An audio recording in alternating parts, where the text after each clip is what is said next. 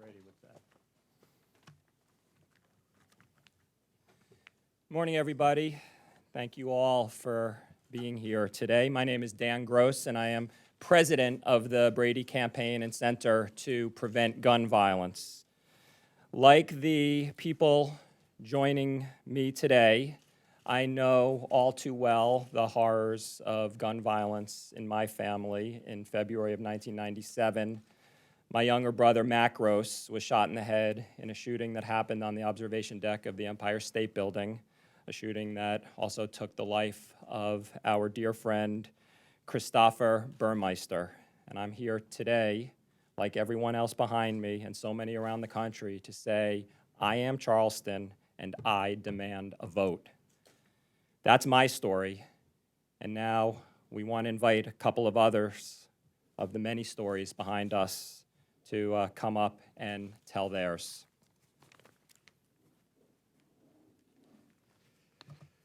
Good morning. My name is Peter Reed. I'm the father of Mary Karen Reed, who's a 2006 high school graduate and one of 32 men and women shot to death on April 16, 2007 on the campus of Virginia Tech in Blacksburg, Virginia. We lost 32 innocent lives that day. We had 25 more wounded. I see at least one of them here, Colin Goddard, and countless others who suffered mental and emotional trauma. And that's what compels me to come speak with you today and demand once again that Congress expand life-saving Brady background checks to all gun sales now. I want to personally thank the members of the Charleston community who've had the courage to join us in a time of great grief and great loss, and we stand in solidarity with them. 2 years ago, I sat in the Senate gallery with parents of Sandy Hook Elementary School shooting victims, relatives, and survivors from many senseless acts of gun violence, Northern Illinois University, Tucson, Aurora, D.C., and Chicago, an ever-expanding list sadly, to which we must add Charleston. Well, I'm here to say I am Charleston, and I demand a vote.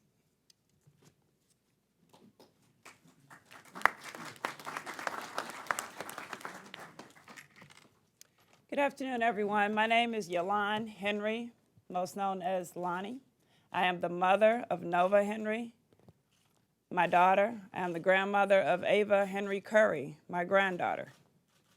I no longer have either one of them. January 24th of 2009, they were both shot and killed intentionally by a person who was a known domestic abuser who was allowed to legally obtain an FOI card, not pass a background check, and go to Chuck's gun shop in Dalton, Illinois, and purchase a gun. And that gun was used to shoot both of them and kill both of them.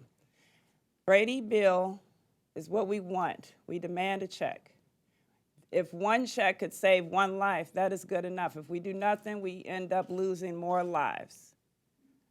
Mass shootings happen all around this country. Unfortunately, I am from Chicago, where they happen singularly every day.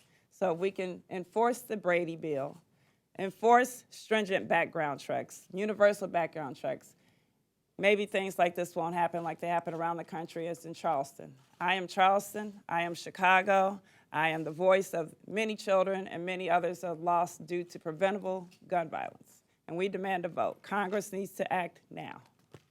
Thank you.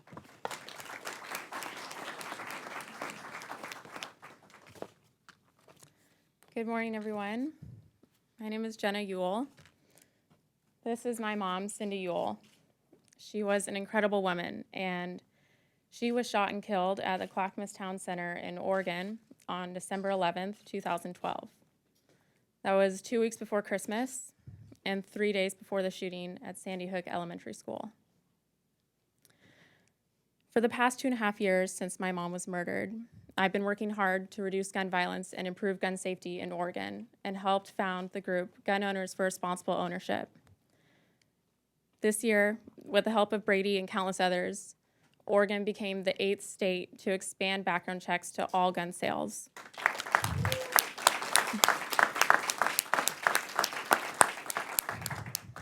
And it's time for Congress to do the same. Congress owes this to all Americans. I stand with Charleston, and I demand a vote. Thank you.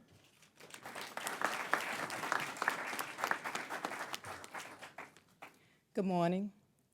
My name is Sherilyn Birdsong, and on July 2nd, 1999, one block from our home in Skokie, Illinois, my husband, Ricky Birdsong, was walking with our two youngest children and was shot and killed by a 21-year-old white supremacist. That should sound familiar. The same type of profile, the killer of the Emanuel AME. Although he was a prohibited person, he was still able to buy a gun through a classified ad. This racist killer obtained his gun because there was no Brady background check. If there had been, my husband would still be alive today. I am Charleston, and I demand that this Congress finally give us a vote.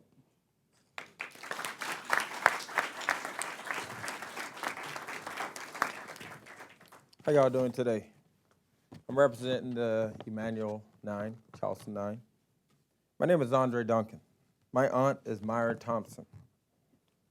She was one of the 9 members that got shot and killed at Mother Emanuel Church on June 17th. I am here because there is so much more that Congress can do to keep guns out of the wrong hands and prevent so many of the tragedies that happen in our nation every day. I am Charleston, and I demand a vote.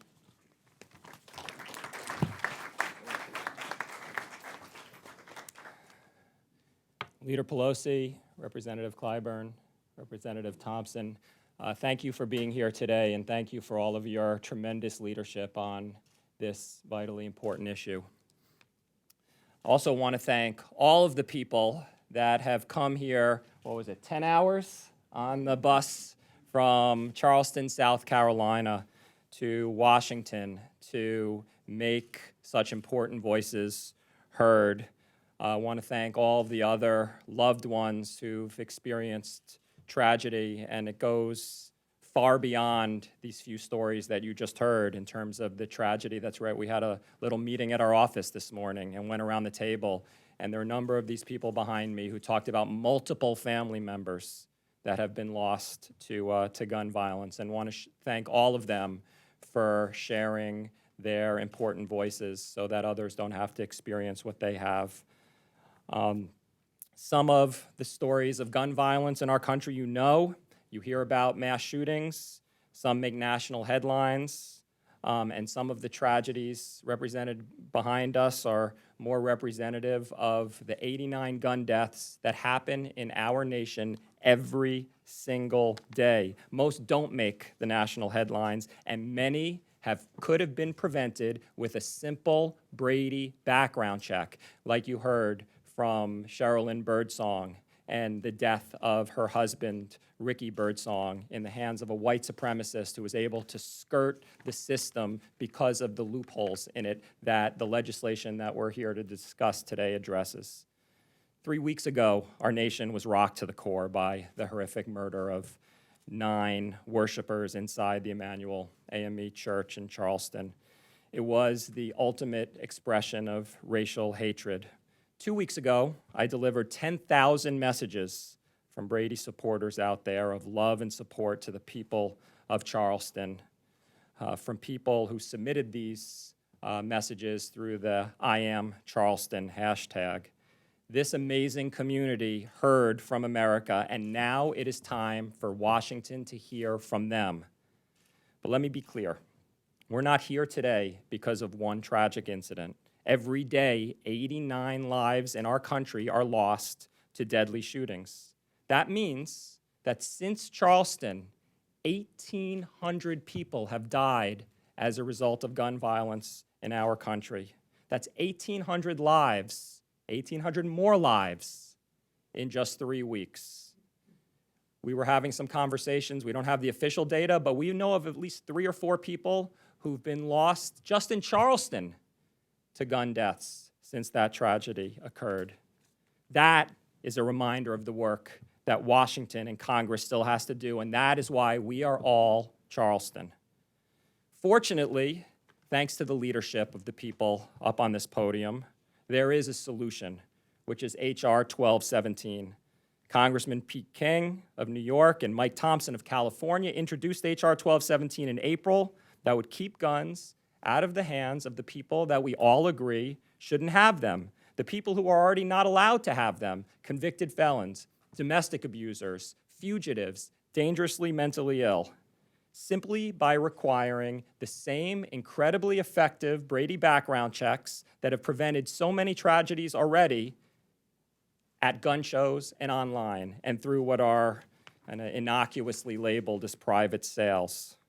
Brady background checks work. In 20 years since that law has been in place, 2.4 million sales have been blocked to those dangerous, prohibited purchasers. Again, the people that we, The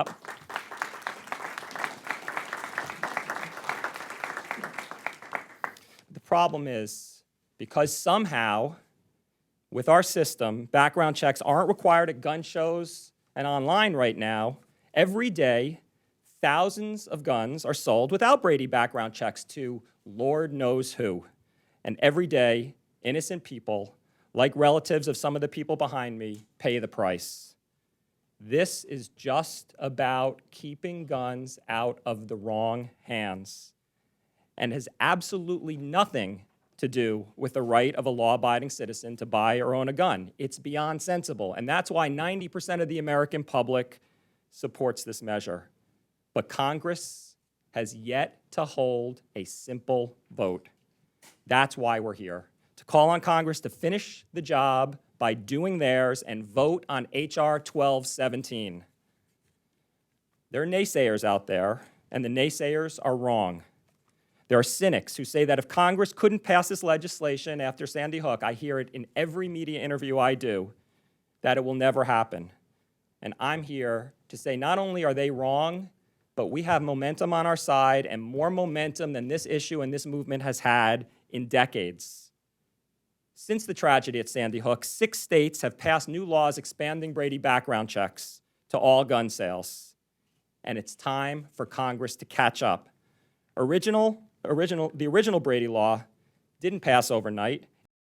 6 years and 7 votes. And every day of that fight was worth it. 2.4 million block sales. Just like this one is worth it. This isn't a question of if, it's a question of when. And anyone who says it can't be done is just arming Congress with an excuse to continue their deadly course of inaction. Because every day that they don't act, every day that they refuse to vote, 89 more lives are lost to guns. Every moment a politician in Washington decries gun violence while sitting idly by, he or she is responsible for preventable tragedies that continue to happen every single day. One person who understands what's at stake here is Leader Nancy Pelosi, who has been a strong voice in calling for the House of Representatives to schedule a vote to expand Brady background checks and finish the job. And it's my honor to introduce her here today. Thank you so much. Thank you very much, Dan Gross, for your tremendous leadership. Peter Reed, Lonnie Henry, Jenna Ewell, Sherilyn Birdsong, Andre Duncan, thank you for sharing your stories with us. Thank you for your leadership in turning your grief into action to make a difference, to save lives. It is an honor, and with great humility, I say thank you for being with us today, as well as all of the other families who are here. Thank you so much.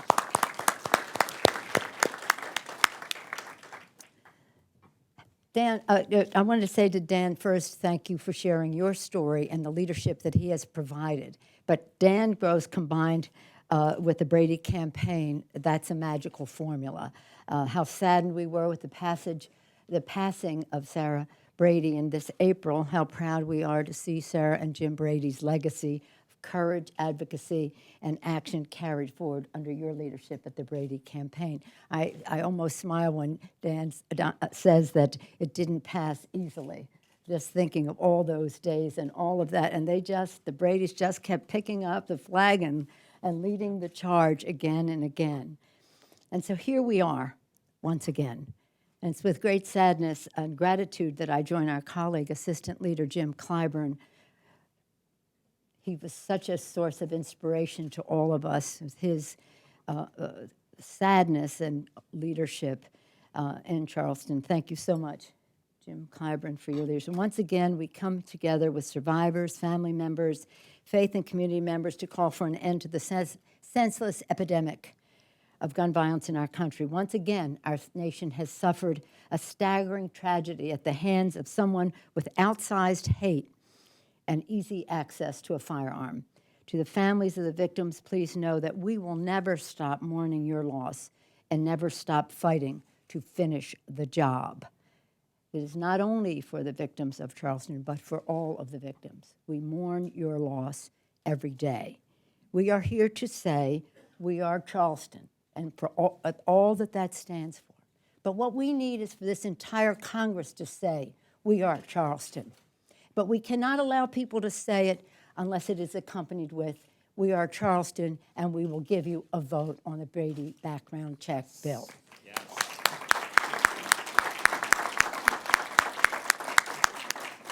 Sympathy is lovely and gracious. Compassion is warm and friendly and appreciated. But it is no substitute for results, and results are what we need to have. Last month, as we know, we witnessed an act of brazen racial terrorism in Charleston, 9 lives taken by a gun. We know that across the country, 30 lives are cut short by gun violence every day. The numbers that Dan Gross put forth are staggering. Last week in San Francisco, our city suffered our own senseless act of gun violence with the killing of Catherine Steinle, and our thoughts and prayers are very much with her family today. We must do more as a nation to prevent dangerous people from getting easy access to guns, and Congress has a moral responsibility to act. What is so unclear? What do they not understand about that? The memory of these victims, the cries of their families deserve actions, results, not words. Today, we will say we will not accept a status quo defined by the daily tragedy and grief endured by so many communities. We will not accept, in quotes, the unique mayhem that gun violence inflicts upon this nation, as President Obama so eloquently stated in Charleston. The American people deserve a vote to finish the job, starting with comprehensive background checks. We've had this conversation over and over again. We've always said to us, and Dan's spirit, it is inevitable that this legislation will pass. To some here, it may seem inconceivable that they will bring a vote to the floor. With 90% of the public supporting Brady background checks, we must shorten the distance between the inevitable to us and the inconceivable to them to finish the job. A person who is in the lead on that in the Congress is Congressman Mike Thompson. He's been a tireless leader in our fight to reduce the tragedy of gun violence in America. Congressman Thompson is the chair of the House Democrats' Gun Violence Prevention Task Force and the author of vital bipartisan legislation to expand the Brady background checks. As Dan mentioned, with Peter King from New York, Congressman Thompson are the co-authors of the legislation. I want to thank Congressman Thompson for his leadership, for keeping the heat on in Congress to deliver results, not just sympathies to gun violence victims and their families, but results to make America safer. Thank you, Congressman Mike Thompson.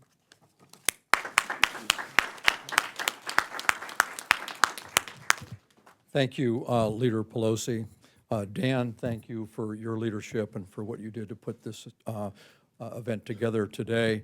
Mr. Clyburn, it's always a pleasure to be here, and it's with you, and it's no different today. I just wish it was under a happier situation. And thank you to all those who came from South Carolina.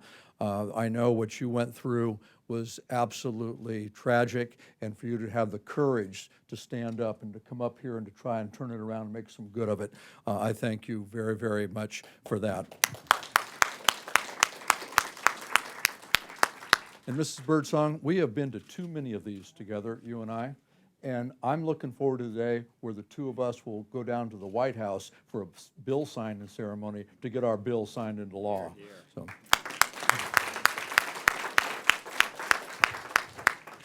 This was a cowardly act of hatred that took place in South Carolina, and I just want all the victims that are here today, all the survivors, the family members still back in South Carolina to know that my district and our nation, we share your pain, we share your sorrow, and we're resolved to bring about some change, to do something about this.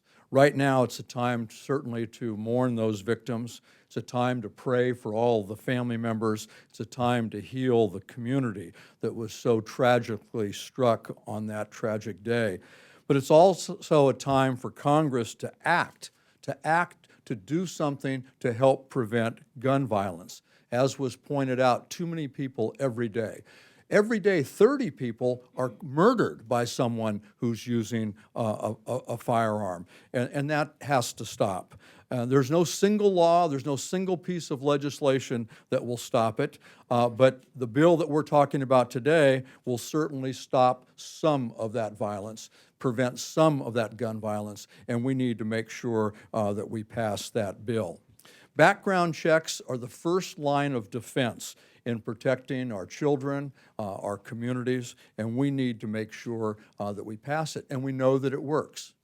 Dan told you about the cumulative numbers that the background check bill is responsible for. I'll give you another set of numbers, a different way to think about it. Every day, because of the Brady bill background checks that are performed in licensed dealerships across the country, licensed gun dealerships across the country, 170 felons are stopped from buying a gun. That's every day. 50 domestic abusers are stopped from buying a gun every day. So we know that it works. The bill that I have with Representative King, it's anti-crime, it's pro-Second Amendment, and it will help keep our kids, our spouses, and our communities safe. I'm here today to say that if the Republican leadership in the House and the Senate have a better idea, let's see it. If they don't, let's vote. We need to take a vote on this bill because we are all Charleston and we all demand a vote to make sure we can make our communities safer. Now, it's my great pleasure to introduce to you Jim Clyburn. As I said, he's our friend. He's well known as a tremendous leader here in Washington, D.C. He's also been personally touched by the tragedy in South Carolina. People that were killed, the families of the people that were killed are Jim's friends. The victims' families are Jim's friends. It's his community. Senator Pinckney was a very, very close friend of Jim Clyburn. And Jim's roots run deep in South Carolina, Charleston. He started out as a public school teacher, a history teacher in Charleston. He was with Dr. King at the Emanuel AME Church just a couple of months before Dr. King was assassinated. He has been there every day since this tragedy took place. He gave a very passionate and personal speech at his own church the day after the tragedy. And Charleston is part of who Jim Clyburn is. And Jim Clyburn will make sure that we do something to turn this tragedy into good solutions. Please, Jim Clyburn. Thank you very much. Thank you, Mike, for your friendship, and thank you so much for being among the 70-odd members of Congress who came to Charleston for Reverend Pinckney's service. Thank you so much. Thank you, Madam Leader Pelosi, for your friendship and your leadership to this and so many other issues. I'm very pleased to be here today with so many of my constituents, friends, one of whom, Ms. Brown here, who's dressed in green today, I've known for 46 years. We first met back in 1969 during another catastrophic event in Charleston that became known as the 1199 hospital strike. And about 5 years ago, just a few doors from Mother Emanuel, she and I were at the county library together, celebrating the 40th anniversary of that event. I am Charleston in so many ways. I went to that community to teach school back in 1962. Charleston just got to be so much a part of me, and I'm pleased to be representing much of Charleston here in the Congress today. But the event of the Emanuel 9, for some reason, is focused on the symbol of the Confederate battle flag. It's an important symbol, it's a very strong symbol. But the fact still remains that though this young man worshiped that symbol, he carried out his dastardly act with a gun. I have no way of knowing whether or not the Thompson-King bill, if it were law, would have prevented him from purchasing the weapon. I have no idea. It's not definitive. But I do know this. We know from our experiences that background checks are effective in preventing a lot of people who should not have guns from getting them. So irrespective of whether or not this incident would have been prevented, there are a lot of incidents all across the country every day that could be prevented. And I don't want anybody focusing on whether or not this young man would have been prevented from getting a gun. He is not the issue. The issue is this lack of a law that is so clear and could be so effective. Every day that I live, I find myself getting closer and closer to those fundamental things that I was taught as a child. And one of the things that I was taught was that adage that all of us have heard so often: an ounce of prevention is worth a pound of cure. That's all we're asking the Congress for, an ounce of prevention. And an ounce of prevention in this instance is just a vote on the Thompson-King bill, because I believe it will save us from ever having to think about cures in so many instances. Representative Thompson mentioned the service at my home church, Louise Brown AME Church, at noon the day after this event. At the church that day, I was invited into the pulpit by the AME bishops. I felt I didn't belong there. But they asked me to address the group, and I said this on that day, and I want to repeat here today. I invoked Martin Luther King Jr.'s letter from the Birmingham City Jail. And in that letter, King said to us that he was coming to the conclusion that the people of ill will in our society make a much better use of time than the people of goodwill. And he concluded his thought on that subject with these words: that we are going to be made to repent in this generation, not just for the vitriolic words and deeds of bad people, but for the appalling silence of good people. The appalling silence of good people. We're here today to ask the good people of the United States Congress to break their silence on this issue and bring this bill to the floor and let us vote, because I am Charleston in so many ways.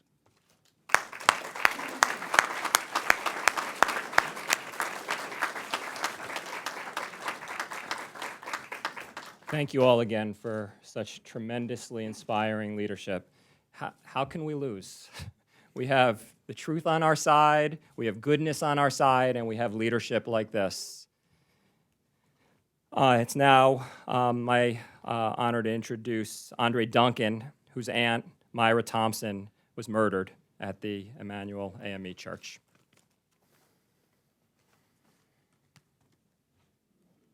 I lost my aunt, Myra Thompson, when she was gunned down along with 8 other worshipers at Emanuel AME Church in Charleston, which is my hometown. Aunt Myra and others were killed, led lives of hope and promise. They were taken far too soon. I'm here today to speak up on behalf of the Charleston community and all who are sick and tired of Congress ignoring the problem of gun violence. I'm here for my Aunt Myra, and I will not rest until our legislators do what's right by expanding Brady background checks at gun shows and online sales. This will save lives, period.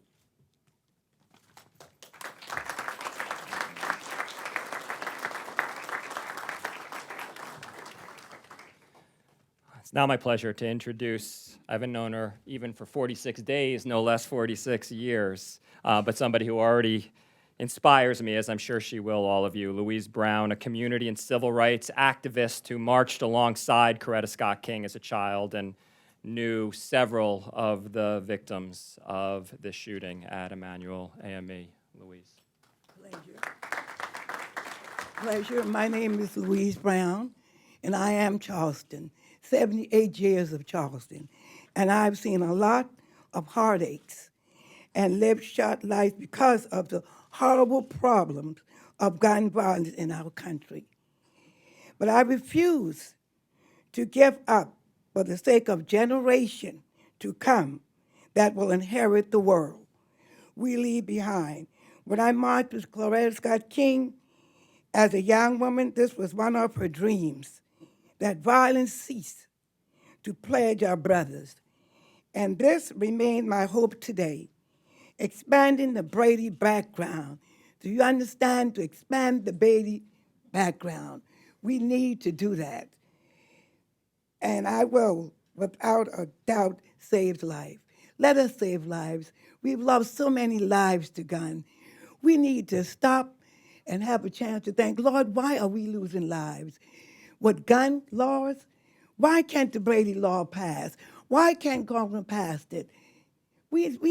Our generation come, our young kids, 10, 12 years old, 13, have to live with gun violence? Let us stop the gun violence. May God bless us, and may God smile on Congress to pass the law. Thank you.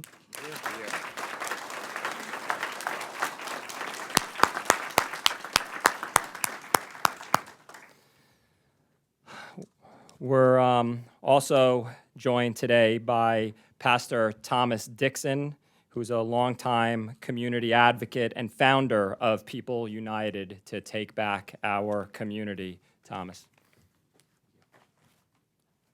Yes, good morning. Thank you, one and all. Thank you, Dan. Really appreciate you. I'm Pastor Dixon. I'm currently residing in Charleston, and I've been down on the ground in the community for a long time as far as social justice and activism. The team that came here from Charleston that stand behind me with pictures displayed of their loved ones who have lost their lives to gun violence, they share a pain that was also experienced by countless others on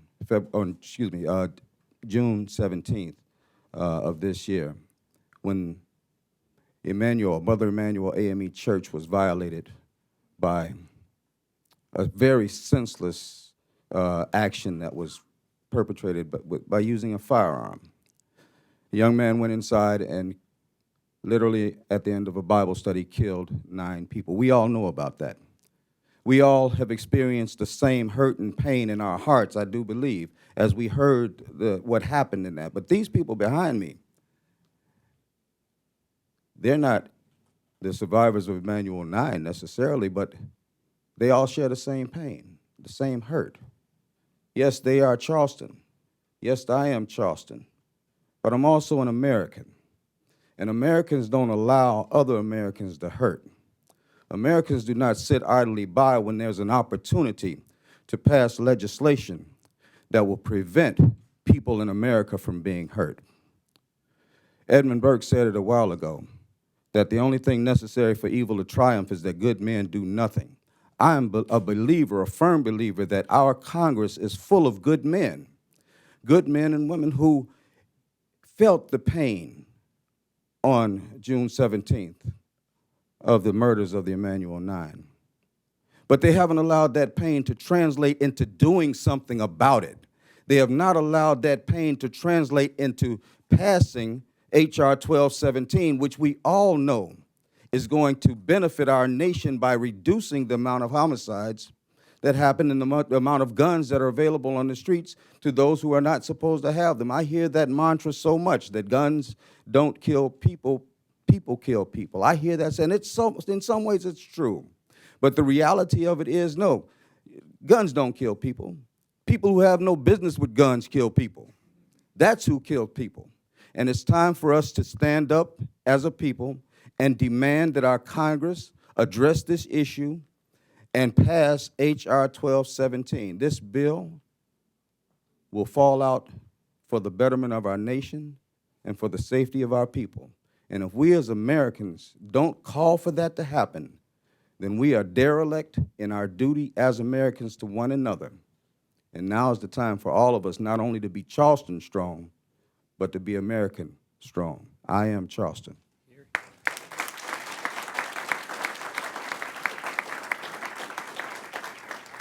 Thank you, Pastor Dixon. Do you want to show the what you have around your neck? You drove all the way from Charleston.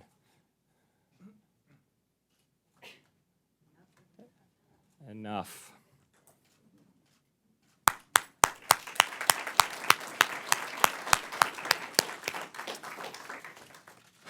We're also honored to have with us Reverend Charles Boyer, who came to speak on behalf of the national AME community.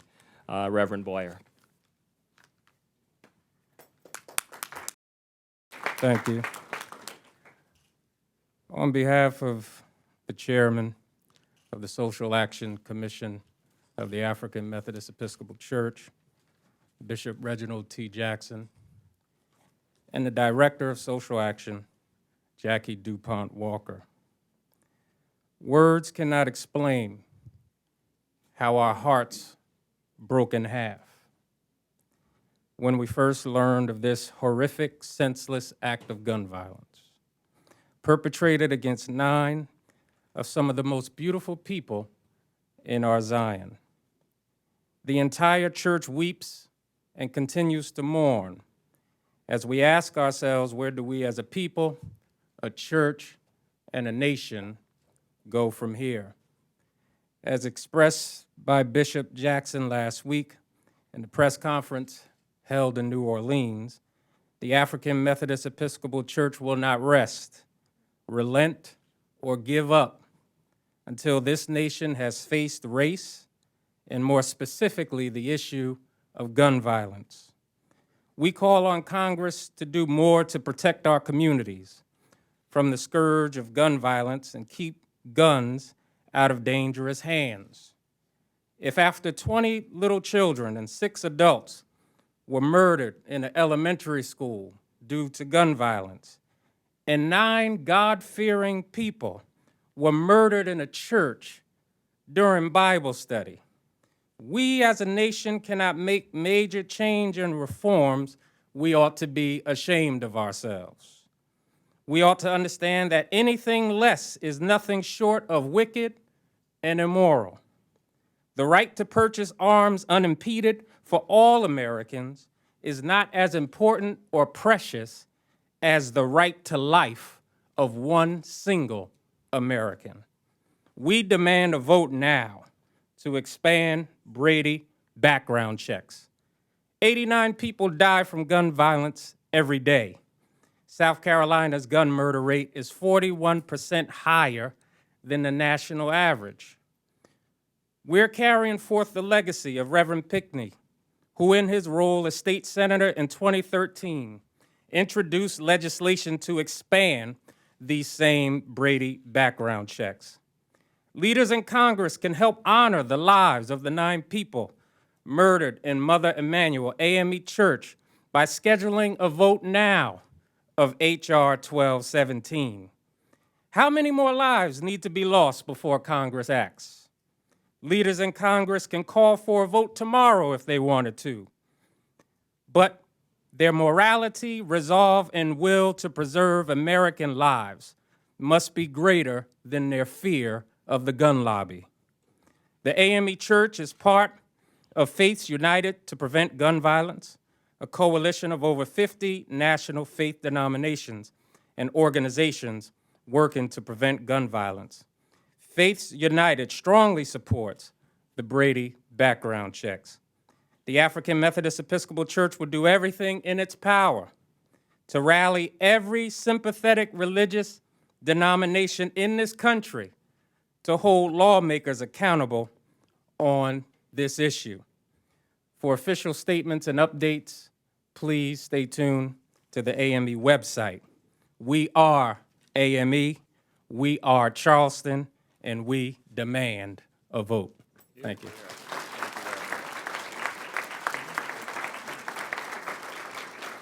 Thank you again, Reverend Boyer, for your powerful presence here today. Thank you for the support of Faiths United as well. And while we're talking about who's here today, first of all, thank all of you for being here. I want to acknowledge that I see out here in the audience people from our Brady Million Mom March chapters. I see people from Everytown, from Moms Demand Action. This is not about any one organization. This is about our common goal of preventing as many of those 89 gun deaths every day as we can, and we can prevent a lot of them through H.R. 1217. And it's one of the most inspiring things and one of the greatest examples of the momentum that this movement has is that we are finally all working together as a whole, greater than the sum of our parts, in the name of that singular goal that we all share. I want to thank all of our speakers for joining us today, especially the ones that have come in from all around the country to share their powerful stories. Want to thank the members of Congress who took time out of their schedules to talk about this important issue. To sum things up, we can do this, people. I'm going to channel Sarah Brady now because I've actually we stood right here in this very room where she said that, and Sarah would add, and we can have fun while we do it. Because what do we know? We know the states are already doing it. 6 states have expanded background checks. They've listened to the people. The people have either voted directly or the legislatures have acted. And now Congress needs to finish the job and make Brady background checks the law of the land. We must do this, not just because of the tragedies that make national headlines like Aurora and Newtown and Charleston, but because of the 89 lives that are lost every single day. And because most of these tragedies can be prevented. And we must do it because the public wants us to do this. 90% of the American public agrees. We just need to hold our elected leaders accountable to care about our safety and our lives more than the agenda of the gun lobby.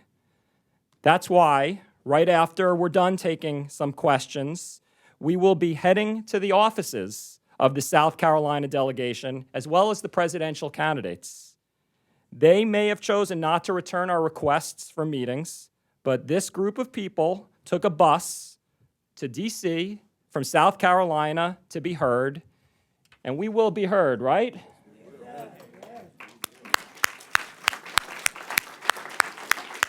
I think we can informally take some time. I think you guys need to get back to work. Yeah? All right. So, yeah.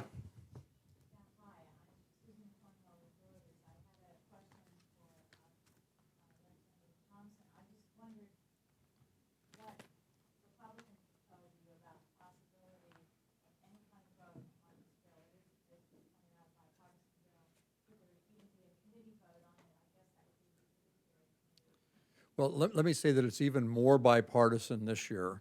Last year, when we introduced the bill, there were 3 Republican co-authors. This year, there are 4. And I know that's we're a little shy on that side. There are only 4 Democratic co-authors on the bill as of today also. And we're trying to keep it balanced, D and an R, and that's our strategy for the time being. If the Republicans don't step up and add to that list, we'll eventually open it up to all Democrats who want to join. But we keep working it. The 4 co-authors are very active. We're in conjunction with them, we're trying to solicit other members. And it's just going to be a matter of time and numbers before the Republicans do take it up for a vote. We know that when my amendment came up to increase funding for NICS, we had a strong bipartisan vote on that. 70 Republicans joined us to vote for that. We know if the bill does come up for a vote, just based on that number alone, we know that it will pass. I can't tell you how many my Republican colleagues have told me, I can't co-author the bill, but if it comes up for a vote, I will vote for it. So it's incumbent upon those of us in Congress to keep pushing for a vote. It's also incumbent upon you and your colleagues in the press to keep pushing for a vote as well. One of the most disheartening things for me was after Sandy Hook, and you all heard it, everybody said, we'll never forget, we're not going to stop on this until we get legislation passed. Well, it hasn't been the loudest cry. We need to make sure everybody doubles down and make sure that this Republican leadership knows it's important to bring us up for a vote. And when that happens, we'll have the vote, and it will pass. And I also want to comment on this general idea of cynicism in terms of, nothing's going to happen, and that question that I inevitably get every time, certainly I do an interview, like how can you expect change to happen after any mass tragedy if it didn't happen after those beautiful young first-grade students were murdered at Sandy Hook? And the answer is that we can't expect change just to happen after a mass tragedy. That change is going to happen when that overwhelming majority of the American public that supports this measure, in whose best interest as it is, makes its voice heard and holds our elected leaders accountable. And we can't give in to cynicism. We need to remember that it took 6 years, 7 votes to pass that original Brady law. It didn't happen as a result of any single mass tragedy. It happened when the American public held its leaders accountable. And whether it's tomorrow or it takes another 6 years, 7 votes, it will have been worth it because of all the lives we have the potential to change. And if we're going to be cynical, we actually are arming our Congress with an excuse to continue the inaction that they've had to this point, because they can just say, oh, nothing's going to happen, so why should I press hard on it? We need to hold them accountable. Yes.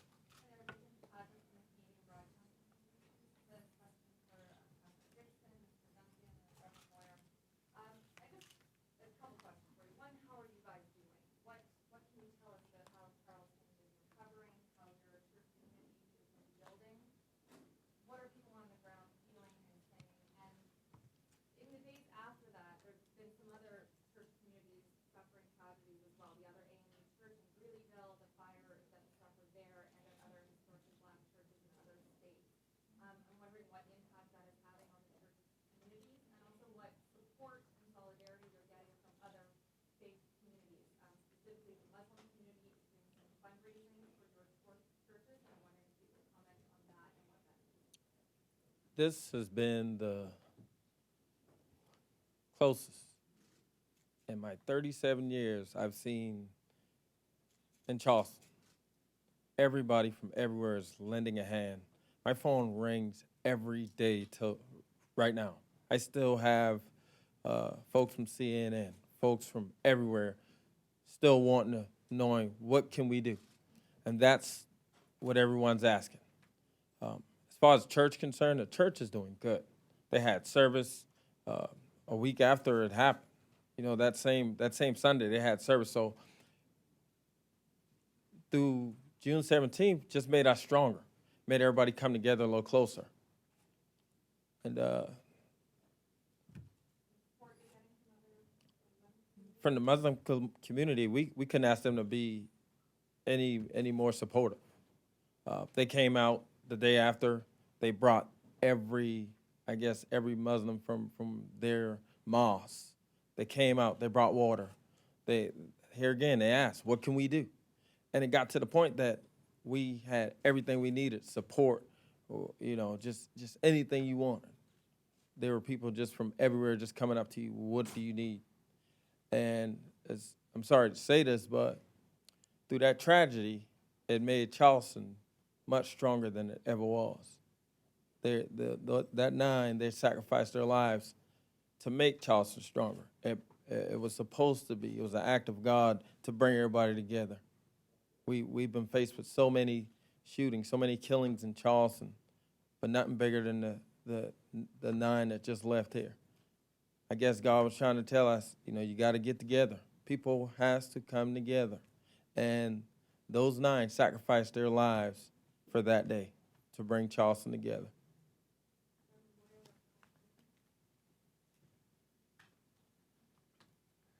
In the aftermath, just as Andre just said, Charleston is galvanized.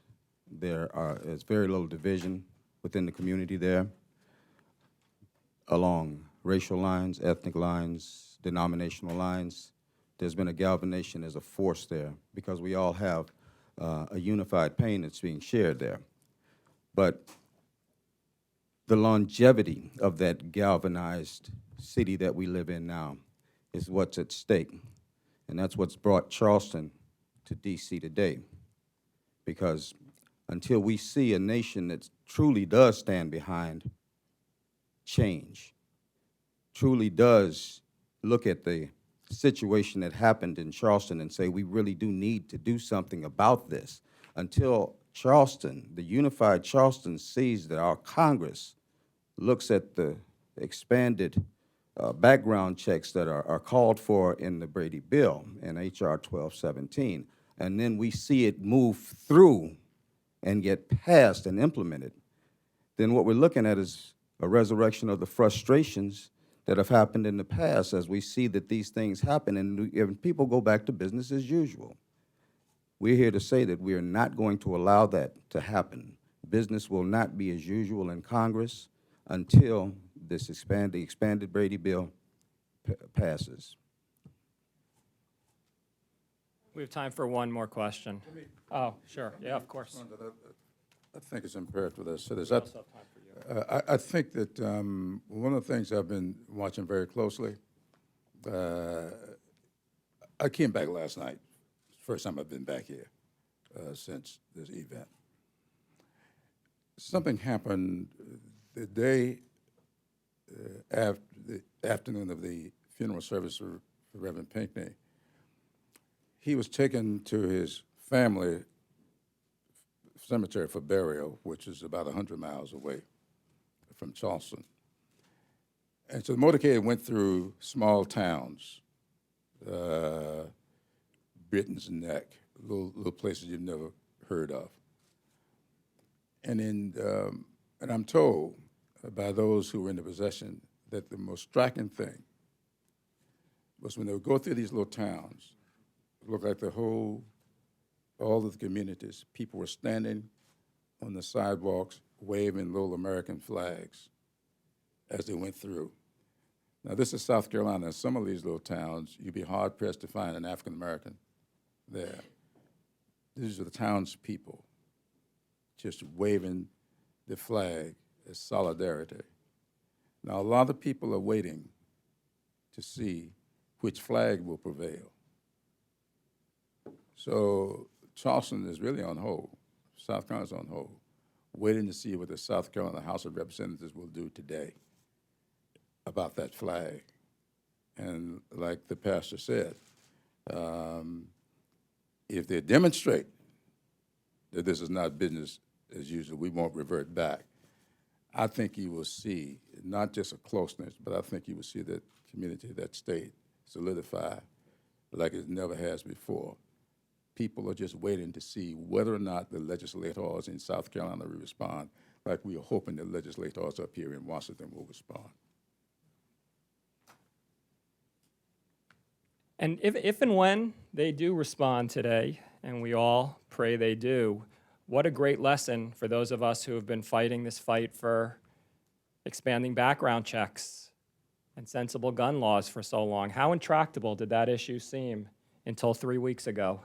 And then all of a sudden, it changed. All of a sudden, support was galvanized, and all of a sudden, change that would have been considered unthinkable prior to that now seems to be on the horizon. And I know those of us who work on the gun issue take great inspiration from that fact, in addition to the fact that that flag needs to come down. One more question, if there is one. Yes, ma'am.